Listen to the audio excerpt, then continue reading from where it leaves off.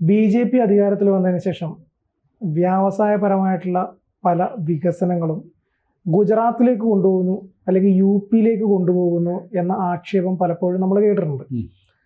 അതിൽ ചിലതിൽ കഴമ്പുണ്ട് താനും. സ്വാഭാവികമായിട്ടും പ്രധാനമന്ത്രി ഗുജറാത്തുകാരനാകുമ്പം അവിടുത്തെ വികസനങ്ങൾ കുറേയൊക്കെ അങ്ങോട്ട് കൊണ്ടുപോകാൻ അവർ ശ്രമിക്കും. ഇപ്പോൾ ഒരു പ്രധാനപ്പെട്ട ഒരു സാധനം, ഇന്ത്യയിലെ തന്നെ രണ്ടാമത്തെ പ്രധാനപ്പെട്ട, ഇന്ത്യയുടെ അഭിമാനമാകാൻ പോകുന്ന ഒരു പുതിയ പദ്ധതി ഗുജറാത്തിൽ ആരംഭിക്കുന്നു പറഞ്ഞ ഒരു വാർത്ത വന്നിട്ടുണ്ട്. എന്താ അതിൻ്റെ കൂടുതൽ വിശദാംശം?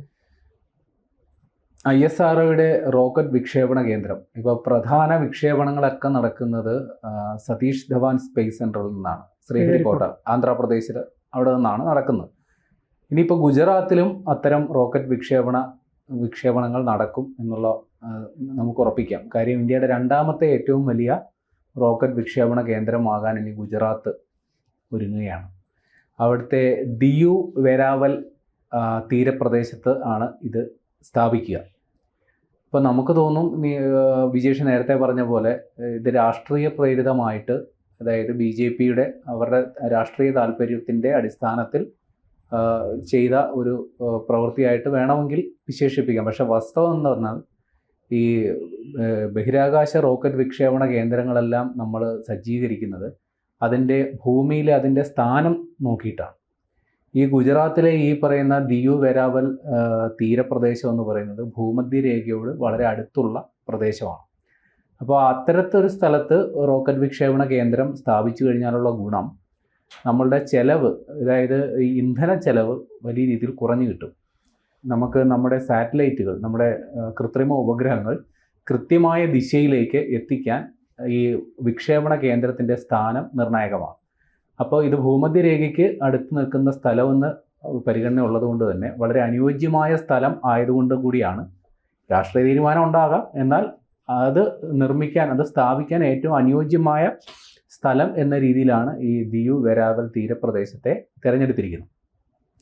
10,000 കോടി രൂപയുടെ നിക്ഷേപമാണ് ഇതിലൂടെ നടത്താൻ ഉദ്ദേശിക്കുന്നത്.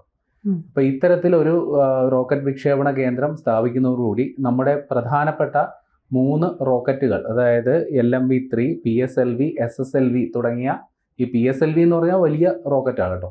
ഇപ്പോൾ ചന്ദ്രനിലേക്കോ ഒറ്റ ആളുകളെ എത്തിക്കണമെങ്കിൽ പോലും PSLV ആയിരിക്കും നമ്മൾ ഉപയോഗിക്കുക. അപ്പോൾ അത്തരത്തിൽ ഉള്ള റോക്കറ്റുകളടക്കം വിക്ഷേപിക്കാൻ പര്യാപ്തമായ തരത്തിലുള്ള ഒരു വിക്ഷേപണ കേന്ദ്രമാണ് ഒരുക്കുന്നത്. അപ്പോൾ ഈ പറയുന്ന പോലെ ദിയു വെരാവലിൽ മാത്രമല്ല, മറ്റ് 2 സ്ഥലത്തു കൂടി ഉപകേന്ദ്രങ്ങൾ കൂടി, അതായത് കച്ചിലും ധോലേരയിലും ഉപകേന്ദ്രങ്ങൾ കൂടി നിർമ്മിക്കാൻ ഉദ്ദേശിക്കുന്നുണ്ട്. അപ്പോൾ ഈ പറയുന്ന വെരാവൽ എന്ന് പറയുന്ന സ്ഥലത്ത് റോക്കറ്റ് വിക്ഷേപണ കേന്ദ്രത്തിന് കൂടാതെ, അതായത് ഒരു ലോഞ്ച് പാഡ് ഉണ്ടാകും, അതായത് റോക്കറ്റുകൾ വിക്ഷേപിക്കാനുള്ള വിക്ഷേപണ തറ, പിന്നെ സാറ്റലൈറ്റ് അസംബ്ലി യൂണിറ്റ്, അതായത് കൃത്രിമ ഉപഗ്രഹങ്ങൾ കൊണ്ടുവന്ന് അത് കൃത്യമായി സംയോജിപ്പിക്കുന്നതിനും അതിൻ്റെ ഘടകങ്ങൾ കൂട്ടി യോജിപ്പിക്കുന്നതിനുമുള്ള കേന്ദ്രം, പിന്നെ ട്രാക്കിംഗ് സ്റ്റേഷൻ. ഈ വിക്ഷേപണം നടത്തിക്കഴിഞ്ഞാൽ അത് എവിടം വരെയായി, അതിൻ്റെ കൃത്യമായ ദിശയിലാണോ, നമ്മൾ ഉദ്ദേശിച്ച സ്ഥലത്ത് ആ ഉപഗ്രഹത്തെ എത്താൻ സാധിക്കുമോ, അതൊക്കെ കൃത്യമായി നമ്മൾ വിലയിരുത്തണം. അത് താഴെ നിന്നുള്ള കൺട്രോളിങ് സ്ഥലത്ത് നിന്നായിരിക്കും നോക്കുക. അപ്പോൾ അതിനുള്ള ഒരു സംവിധാനം ഉണ്ടാകും. പിന്നെ മിഷൻ കൺട്രോൾ സിസ്റ്റം, ഇതിൻ്റെ കാര്യങ്ങൾ നിയന്ത്രിക്കുക, കൗണ്ട് ഡൗൺ അടക്കമുള്ള കാര്യങ്ങളൊക്കെ നോക്കാനായിട്ടുള്ള മിഷൻ കൺട്രോൾ സിസ്റ്റം അടക്കമുള്ള, അതായത് ശ്രീഹരിക്കോട്ടയിലുള്ള പോലെ ഇതിന് സമാനമായ എല്ലാ സൗകര്യങ്ങളും ഈ പറയുന്ന ദിയു വെരാവൽ പറയുന്ന സ്ഥലത്തുണ്ടാകും.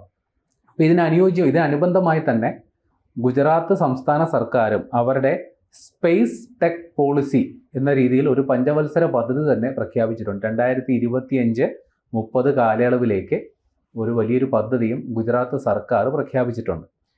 ഒരു സംശയം ചോദിക്കണത്, ഇതിൽ ഗുജറാത്ത് സർക്കാരും കേന്ദ്ര സർക്കാരും സംയുക്തമായിട്ട് അങ്ങനെ എന്തെങ്കിലും ആണോ ഈ പദ്ധതി? അല്ല, ഈ പറയുന്ന ബഹിരാകാശ കേന്ദ്രം എന്ന് പറയുന്നത് ഒരു കേന്ദ്ര സർക്കാരിന്റെ പൂർണ്ണമായിട്ടുള്ള പദ്ധതിയും കീഴിലുള്ളതായിരിക്കും. എന്നാൽ അതിന് വേണ്ടിയിട്ടുള്ള അടിസ്ഥാനപരമായ കാര്യങ്ങളൊക്കെ ചെയ്യുന്നതിൽ, അല്ലെങ്കിൽ അതിന് കുറച്ചുകൂടി ബൂസ്റ്റപ്പ് കൊടുക്കുന്ന രീതിയിൽ സംസ്ഥാന സർക്കാരും ഒരു പദ്ധതി പ്രഖ്യാപിച്ചിട്ടുണ്ട്. 5 വർഷ കാലയളവിലേക്കുള്ള പദ്ധതി പ്രഖ്യാപിച്ചിട്ടുണ്ട്.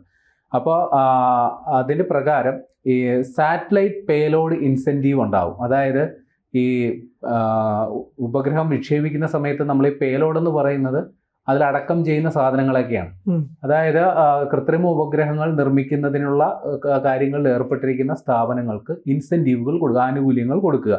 പിന്നെ ഗ്രൗണ്ട് സ്റ്റേഷൻ ഇൻഫ്രാസ്ട്രക്ചർ, അതായത് അടിസ്ഥാനപരമായ ഘടകങ്ങൾ, അതായത് താഴെക്കിടയിലുള്ള സംവിധാനങ്ങളൊക്കെ ഉണ്ടാക്കാനായിട്ടുള്ള സൗകര്യം ചെയ്തു കൊടുക്കുക.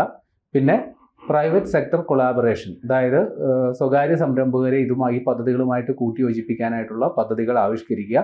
പിന്നെ സ്പേസ് മാനുഫാക്ചറിംഗ് പാർക്ക്, ഈ പറയുന്ന കൃത്രിമ ഉപഗ്രഹങ്ങൾ നിർമ്മിക്കുന്നതിന് വേണ്ടിയിട്ടുള്ള അസംബ്ലിംഗ് യൂണിറ്റുകൾ അടക്കമുള്ള സാങ്കേതിക സംവിധാനങ്ങൾ ഒരുക്കുക. ഇത്തരം പരിപാടികളാണ് സംസ്ഥാന സർക്കാർ ഇതുമായി ബന്ധപ്പെട്ട് ചെയ്യുന്നത്.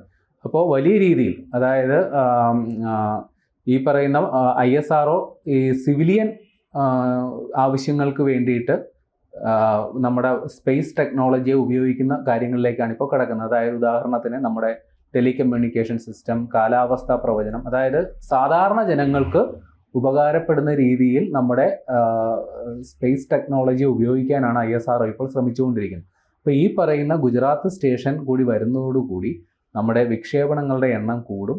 അതിപ്പോൾ നമ്മുടെ കേന്ദ്ര സർക്കാർ സ്പോൺസർ ചെയ്യുന്നത് കൂടാതെ സ്വകാര്യ അതായത് കൊമേഴ്സ്യൽ വിക്ഷേപണങ്ങൾ ISRO ഇപ്പോൾ നടത്തുന്നുണ്ട്. അപ്പോൾ അതിന് വേണ്ടിയിട്ടുള്ള സജ്ജീകരണങ്ങൾ കൂടി കണക്കാക്കിക്കൊണ്ടാണ് ഇപ്പോൾ സതീഷ് ധവാൻ സ്പേസ് സെൻറ്ററിന് സമാന്തരമായി തന്നെ മറ്റൊരു സ്പേസ് സെൻറ്ററിനെ കുറിച്ച് ആലോചിക്കുന്നത്. പിന്നെ ISROയ്ക്ക് ബൃഹത്തായ പദ്ധതികൾ ഉണ്ട് സ്വന്തമായി, അതായത് ഇത്തരം ഈ കൊമേഴ്സ്യൽ ലോഞ്ചുകൾ മാത്രമല്ല, ISROയുടെ തന്നെ ബൃഹത്തായ പദ്ധതികൾ. ഉദാഹരണത്തിന് നമുക്കിനി ചന്ദ്രയാൻ 5 ഈ പറയുന്ന 2026 നമുക്ക് ചെയ്യാനുണ്ട്. കൂടാതെ തന്നെ ഗഗൻയാൻ, അതായത് ബഹിരാകാശത്തേക്ക് ആളുകളെ എത്തിക്കുന്നതിന് വേണ്ടിയിട്ടുള്ള ഗഗൻയാൻ പദ്ധതി 2026 പൂർത്തിയാക്കാനുണ്ട്. കൂടാതെ വ്യാഴം, അതിനെ നിരീക്ഷിക്കുന്നതിന് വേണ്ടി ഒരു ഓർബിറ്റർ അയക്കാനായിട്ടുള്ള പരിപാടിയും 2026 ചെയ്യാനുണ്ട്. അപ്പോൾ ഇതൊക്കെയായിട്ട് ബന്ധപ്പെട്ട് ഈ ഇത്തരം വലിയ വലിയ പരിപാടികളൊക്കെ നടക്കുന്ന ഈ സതീഷ് ധവാൻ സ്പേസ് സെൻറ്ററിലായിരിക്കും. അപ്പോൾ മറ്റ് ചെറിയ ചെറിയ വിക്ഷേപണങ്ങൾ, അല്ലെങ്കിൽ അത്ര പ്രാധാന്യമില്ലാത്ത ചെറിയ തോതിൽ ഉള്ള വിക്ഷേപണങ്ങൾക്കൊക്കെ തയ്യാറാക്കാനായിട്ട് ഗുജറാത്തിലെ ഈ പറയുന്ന കേന്ദ്രം സജ്ജമാക്കി എടുക്കാനായിരിക്കും ISRO ലക്ഷ്യമിടുന്നത്. പിന്നെ ഭാവിയിൽ ഇന്ത്യ വലിയ രീതിയിലുള്ള, അതായത് നമുക്ക് സ്വന്തമായൊരു സ്പേസ് സ്റ്റേഷൻ, ബഹിരാകാശ നിലയം ഉണ്ടാക്കാനായിട്ടുള്ള പദ്ധതികളുണ്ട്. ചന്ദ്രനിൽ മനുഷ്യനെ ഇറക്കാനായിട്ടുള്ള വലിയ പദ്ധതികളൊക്കെ ഉണ്ട്.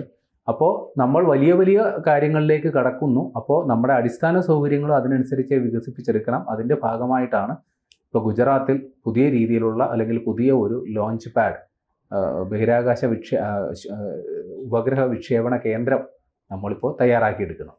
ഗഗൻയാനൊക്കെ പോകാൻ തുടങ്ങിയിട്ട് വേണം നമുക്കൊക്കെ ഒന്ന് അതിൽ യാത്ര ചെയ്യാൻ, അല്ലേ പ്രേമ? ഗഗൻയാൻ അതിൻ്റെ നമ്മൾ നടപടികൾ ഏതാണ്ട് ആദ്യഘട്ടം ശുഭകരമായി പൂർത്തിയാക്കി. കാര്യം നമ്മുടെ ശുഭാംശു ശുക്ല ഇപ്പോൾ തന്നെ ബഹിരാകാശ നിലയത്തിലുണ്ട്. അദ്ദേഹം മടങ്ങി വന്നിട്ട് വേണം ബാക്കി കാര്യങ്ങളൊക്കെ തീരുമാനിക്കുക. ഇവിടെ 4 പേര്, അദ്ദേഹം അടങ്ങുന്ന 4 സംഘമാണ്. ഒരു മലയാളി ഉണ്ട് ആ കൂട്ടത്തിൽ, നമ്മുടെ ചലച്ചിത്ര നടി ലെനയുടെ ഭർത്താവ്.